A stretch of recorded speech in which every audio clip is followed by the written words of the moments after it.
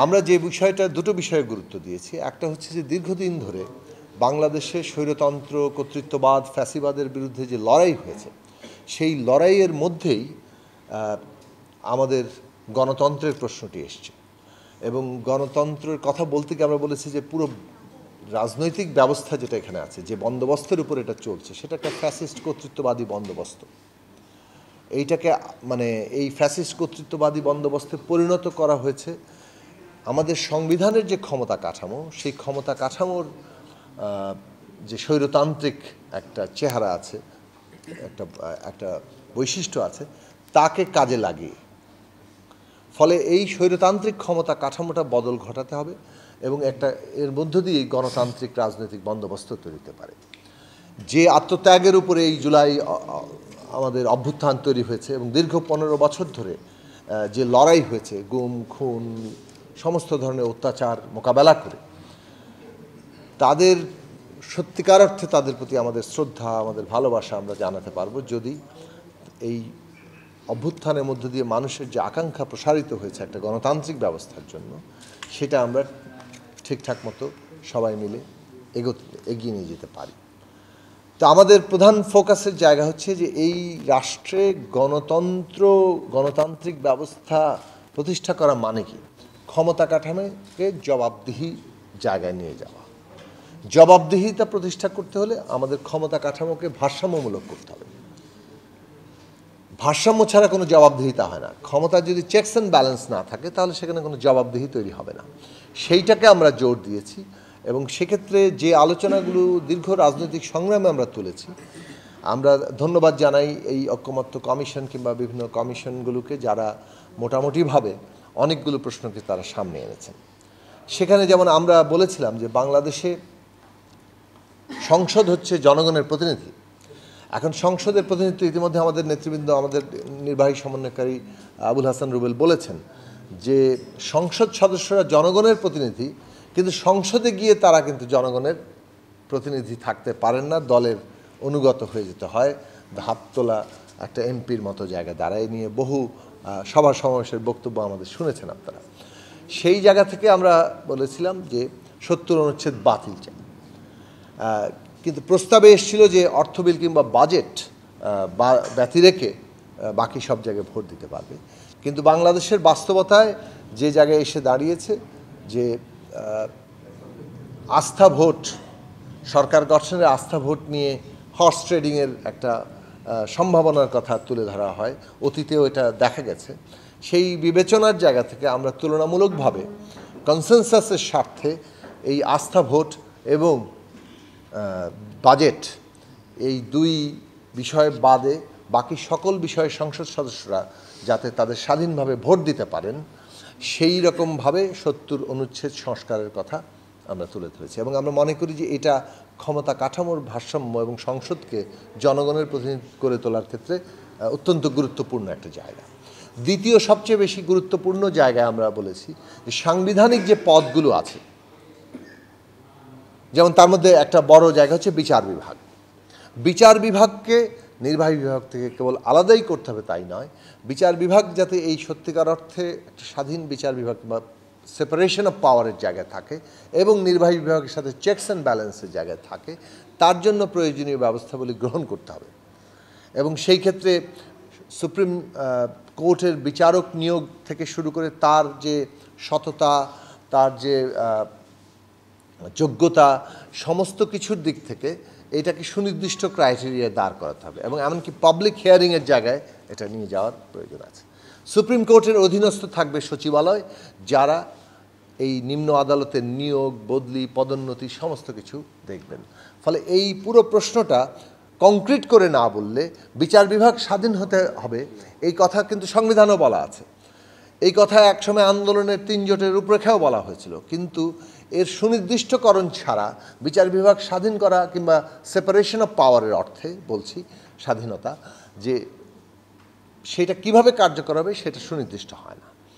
এর বাইরে যেটা আরও গুরুত্বপূর্ণ প্রশ্ন, সেটা হচ্ছে যে সাংবিধানিক পদগুলো, যথা নির্বাচন কমিশন, দুর্নীতি দমন কমিশন, মানবাধিকার কমিশন, ন্যায়পালের পদ, কিংবা auditor general, controller and auditor জেনারেলের যে পদ, এই সমস্ত জায়গাগুলো অ্যাটর্নি জেনারেলের পদ এইগুলোকে যেগুলো সাংবিধানিক পদ হিসেবে ঘোষণা করা এবং সাংবিধানিক পদগুলোর নিয়োগের অথরিটি সাংবিধানিক কমিশনের হাতে ন্যস্ত করা। আপনারা জানেন যে ইতিমধ্যে প্রস্তাবনা দেওয়া হয়েছে এনসিসি কিংবা ন্যাশনাল কনস্টিটিউশনাল কমিশন, অর্থাৎ জাতীয় সাংবিধানিক কমিশন গঠিত হবে এবং জাতীয় সাংবিধানিক কমিশন এই ধরনের সাংবিধানিক পদগুলোতে নিয়োগ দিবে। এইটা আমাদের দীর্ঘদিনের সংগ্রাম। আমরা মনে করি যে ক্ষমতার সত্যিকার ভারসাম্য যদি আনতে হয় তাহলে এটা একটা অপরিহার্য জায়গা, কেননা সাংবিধানিক পদগুলোকে যদি সরকার নিয়ন্ত্রণ করে তাহলে রাষ্ট্র আর সরকার একাকার হয়ে যায়, তার মধ্যে যে একটা চেকস অ্যান্ড ব্যালেন্স থাকার কথা সেই জায়গাটা থাকে না। তো সুতরাং সেই দিক থেকে এই বিষয়ে আমরা যে প্রস্তাবগুলো সেগুলো নিয়ে আলোচনা করেছি, আমাদের মতামত দিয়েছি এবং এই প্রশ্নে আমরা আরও ভিন্ন মতামত জায়গাগুলো দেব। প্রধানমন্ত্রীর মেয়াদ, স্থানীয় সরকার ক্ষমতা কাঠামো, তারপরে উচ্চকক্ষে যে সাংখ্যানুপাতিক প্রতিনিধিত্ব এবং উচ্চকক্ষের কাঠামো কী হবে এবং তত্ত্বাবধায়ক সরকার কিভাবে গঠিত হবে এবং সেই তত্ত্বাবধায়ক সরকারের কাঠামো কী হবে, সেখানে সদস্যরা কারা হবেন, এই সব বিষয়ে আমরা আমাদের মতামত রেখেছি। আমরা নারী আসন কিভাবে গঠিত হবে আমরা মতামত রেখেছি। মনে রাখা দরকার, আমরা রাজনৈতিক সংগ্রামের মধ্যে বহুবার বলেছি যে গণতান্ত্রিক ব্যবস্থায় রুলস অফ দ্য গেম, মানে যেটাকে বলে নিয়ম, একটা গণতান্ত্রিক চর্চা, রাজনৈতিক চর্চাটা কোন নিয়মে চলবে আমরা এখন সেই নিয়মটা ঠিক করছি। দলগতভাবে বহুদলীয় ব্যবস্থায় বিভিন্ন দল তাদের আর্থ সামাজিক সাংস্কৃতিক নীতি তৈরি করেন, রাজনৈতিক নীতি তৈরি করেন, সেসব ক্ষেত্রে অনেক ক্ষেত্রেই পার্থক্য থাকে। সেই পার্থক্যগুলো জনগণ বিচার করবেন, জনগণ যাকে সমর্থন দিবেন তাকে নির্বাচিত করে ক্ষমতায় নেবেন, রাষ্ট্র পরিচালনার দায়িত্ব দেবেন। কিন্তু এই যে মানে ক্ষমতা ব্যবস্থাটা সেটা কিভাবে চলবে, কিভাবে পরিচালিত হবে, তার যে একটা নিয়ম যেটা সকলের জন্যই প্রযোজ্য, সেই রুলস অফ দ্য গেম আমরা তৈরি করতে এখন মানে অভ্যুত্থান আমাদেরকে সেই দায়িত্ব কিংবা সেই কর্তব্য আমাদের সামনে হাজির করেছে। কাজেই বাংলাদেশের ক্ষমতা ব্যবস্থার নিয়ম প্রতিষ্ঠা এইটা হচ্ছে আমাদের সামনে এখন জরুরি প্রশ্ন এবং সেই প্রশ্নগুলোর দিকে আমাদের মূল মনোযোগের জায়গা। এর বাইরেও সংবিধান সহ নাম পরিবর্তন সহ বেশ কিছু বিষয় আছে, সেগুলোতে আমরা আমাদের প্রস্তাব দিয়েছি। এটা গেলে একটা হচ্ছে যে জাতীয় ঐক্যমত্যের তৈরির প্রশ্ন। আমরা বলেছি যে পদ্ধতিগত দিক থেকে সমস্ত স্টেক হোল্ডাররা, বিশেষভাবে রাজনৈতিক দলগুলো, তারা সবাই মিলে যেসব প্রশ্নে ঐক্যমত্য হচ্ছে আমাদের আলাপ আলোচনা করা দরকার এবং আলাপ আলোচনা যত রকম উপায়ে করা দরকার সেই সব উপায়েই আমরা আলোচনাগুলো করব। ঐক্যমত্য কমিশনের প্রতি আমরা আহ্বান জানিয়েছি যে আপনারা আরও বেশি বেশি করে বসুন রাজনৈতিক দল সহ বিভিন্ন স্টেক হোল্ডারদের সাথে, যত বেশি সর্বসম্মত হওয়া যায়, ঐক্যমত্য তৈরি করা যায়, সেটা আমাদের জন্য জরুরি। আমরা আমাদের দলের দিক থেকে ইতিমধ্যে আমরা অনানুষ্ঠানিক অনেক আলোচনার মধ্যে আছি। আমরা আমাদের কেন্দ্রীয় কমিটির সিদ্ধান্ত হচ্ছে আনুষ্ঠানিকভাবে আমরা বিভিন্ন রাজনৈতিক দল এবং স্টেক হোল্ডারদের সাথে আমরা আলাপ আলোচনা করব বিভিন্ন প্রশ্নে, যাতে আরও ঐক্যমত্য তৈরি হয়। এবং আজকে আমরা এটা আনুষ্ঠানিকভাবে ঘোষণা দিচ্ছি যে গণসংহতি আন্দোলনের দিক থেকে বিভিন্ন রাজনৈতিক দলের সাথে এবং অন্যান্য অংশীজনদের সাথে আমরা আলাপ আলোচনা করব কিভাবে আমরা ন্যূনতম জাতীয় ঐক্যমত্য তৈরি করতে পারি অনেক বেশি সংস্কারের ক্ষেত্রে। তো এই যে যত বেশি ঐক্যমত্য হবে এবং যেসব বিষয়ে ঐক্যমত্য হবে সেইটাকে আমরা জাতীয় সনদ কিংবা জুলাই চার্টার হিসেবে, সনদ হিসেবে আমরা গ্রহণ করার জন্য বলেছি। যেগুলো বিষয়ে কোনোভাবেই আর ঐক্যমত্য হবে না সেই সব প্রশ্নকে আমরা বলেছি যে এটা জনগণের কাছে নিয়ে যেতে হবে। অর্থাৎ প্রত্যেক দল কিংবা ব্যক্তি তারা যারা নির্বাচনে অংশ নেবেন তারা তাদের নিজেদের ইস্তেহারে কিংবা ম্যানিফেস্টোতে সেগুলো রাখবেন এবং সেই অনুযায়ী জনগণের কাছে যাবেন।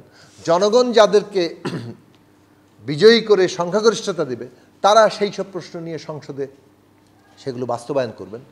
কিন্তু গণতান্ত্রিকভাবে প্রথমত ঐক্যমত্য যেটা হবে সেই সব প্রশ্নকে একটা জুলাই কিংবা অর্ডিন্যান্স কিংবা এই যে জাতীয় সনদ অর্ডিন্যান্স হিসেবে সামনে আনা দরকার। এইভাবে অর্ডিন্যান্স যে এইটা বাস্তবায়ন করতে সকলেই অঙ্গীকারাবদ্ধ এবং আগামী পার্লামেন্টে এগুলো বাস্তবায়ন করা হবে। আমরা শেষ করি আর 1 মিনিট।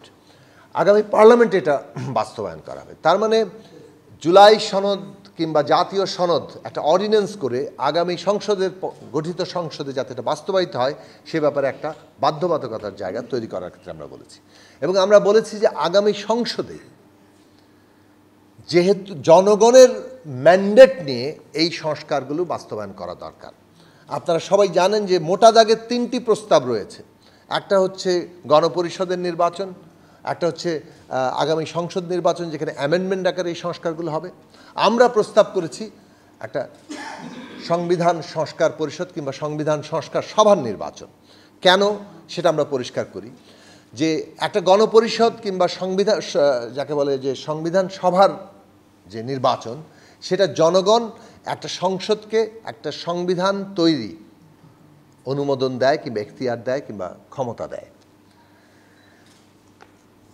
আমরা এখানে দেখতে পাচ্ছি যে এই মুহূর্তে বাংলাদেশে এবং অভ্যুত্থান পরবর্তী বাংলাদেশে যেটা নিয়ে কনসেনসাস তৈরি হয়েছে সেটা হচ্ছে বিদ্যমান যে সংবিধান আছে তার মৌলিক সংস্কার করা। সংস্কারই কিন্তু আমাদের ঐক্যমত্য। নতুন সংবিধান কিংবা সংবিধান পুনর্লেখনের ক্ষেত্রে প্রস্তাব আছে, কিন্তু কোনো ঐক্যমত্য এখনো তৈরি হয়নি। ঐক্যমত্য তৈরি হয়েছে সংস্কার প্রশ্নে, এবং অন্তর্বর্তী সরকার নিজেও সংবিধান সংস্কার কমিশনই গঠন করেছে। কাজেই সেখানে আমরা বলছি এই যে সংস্কার, মৌলিক সংস্কার আমরা করব, সেটার অনুমোদন, এখতিয়ার, ম্যান্ডেট জনগণের কাছ থেকে নিতে হবে। জনগণ যদি এই সংস্কার মৌলিকভাবে করার ম্যান্ডেট দেয় আগামী সংসদকে, তাহলে এই সংস্কার জনগণের ম্যান্ডেট নিয়ে হবে। কাজে এক্ষেত্রে আদালত একে চ্যালেঞ্জ না করে উল্টো একে সুরক্ষা দেওয়ার দায়িত্বের মধ্যে যাবে। সেই দিক থেকে সংস্কার টেকসই হবে। সে কারণে আমরা বলছি সংবিধান সংস্কার পরিষদ কিংবা সংবিধান সংস্কার সবার নির্বাচনই এই সংস্কারকে টেকসই করতে পারে, জনগণের ম্যান্ডেট নিয়ে করতে পারে। কেননা সংবিধান হচ্ছে জনগণের ইচ্ছা এবং অভিপ্রায়ের প্রকাশ, সেটা খোদ সংবিধানেই লেখা আছে। কাজেই আগামী সংসদ নির্বাচন, সংবিধান সংস্কার সভার নির্বাচন এবং জাতীয় সনদ অর্ডিন্যান্স আকারে করা, এবং জাতীয় সনদের 2টো অংশ তৈরি করা। একটা হচ্ছে সংবিধান এবং সংবিধান সম্পর্কিত অংশ, যেটা আগামী নির্বাচনের পরে সংসদ সেটা করবে। অন্যদিকে প্রশাসনিক অংশ, যেটা অন্তর্বর্তী সরকারি নির্বাহী আদেশে এখনই বাস্তবায়ন করতে পারে, কার্যকর করতে পারে, যেটা ভবিষ্যতে র্যাটিফাইড হবে।